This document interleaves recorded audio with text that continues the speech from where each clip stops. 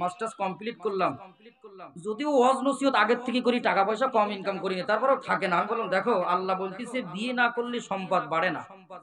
ওয়াজ করতেছি আমি এইভাবে এক মাহফিলে, এখন ওখানে আমার নিজের লোকও আছে। কথা কয় না, কথা কয় না, বলছি তোমার ছেলে দিকে বিয়ে দিচ্ছাও না কে, এত ওয়াজ করতেছে সম্পদ বেড়তেছে না, এখনো বাড়ি বানাতে পারলে না। কথা কয় না, কথা কয় না।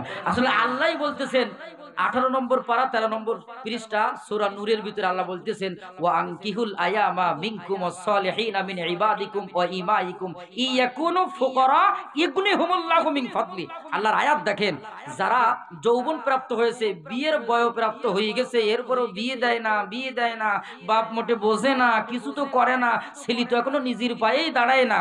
আল্লাহ বলতেছে দাঁড়াবে, ও ঠিকঠাক হয়ে যাবে, বিয়ে দিয়ে দাও। ও যে ফকির আছে, টাকা নাই পয়সা নাই, বিয়ে দিলেও আল্লাহর অনুগ্রহে আল্লাহ তাকে ধনী বানিয়ে দেবে।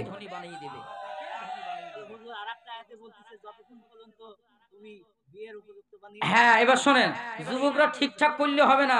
বয়স তোমার 20, কিছু তুমি করো না, শুধু ঘুরঘুর ঘুরঘুর ঘুরঘুর করে ওই মেয়ের পিছনে ঘোরো। ওইটা করে না, নিজে আর ক্যারিয়ার সুন্দর করে গোছাও। ও মেয়ে কেন, মেয়ের মা পর্যন্ত তোমার পিছনে ঘুরবে। ঠিক আছে?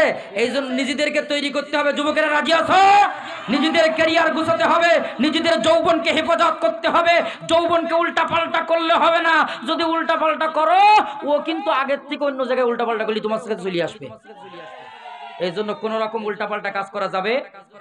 যৌবনকে হেফাজত করতে হবে, কারণ 7 শ্রেণীর মানুষদেরকে আল্লাহ আরশের ছায়া ছায়া দিবেন, তার ভিতরে তোমাদের মতো যুবক।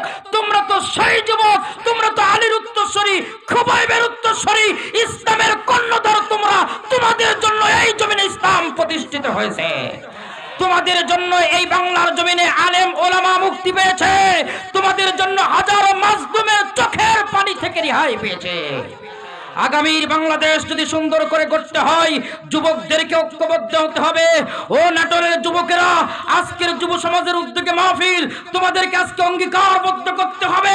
যেখানেই মানুষের প্রতি জুলুম করা হবে, সেখানেই যুবকরা খালিদ বিন ওয়ালিদের ভূমিকা পালন করে ময়দানে আসতে হবে। আল্লাহ যুবকদের প্রতি রহম করেন, বলেন আমিন।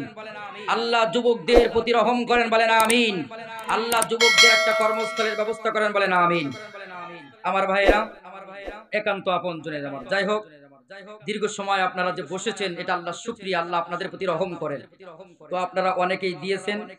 এখানে 1000 টাকা কে দিয়েছিল? এটা শরীফ একজন মহিলা, আলহামদুলিল্লাহ। ও যে কথা বলতেছেন, একটু টাকা পয়সা মা বোনদের দিলে, বাবার জন্য দোয়া চেয়েছেন, আল্লাহ তার বাবাকে জন্য জান্নাত নসিব করে, বলেন আমিন। এটাকে এটা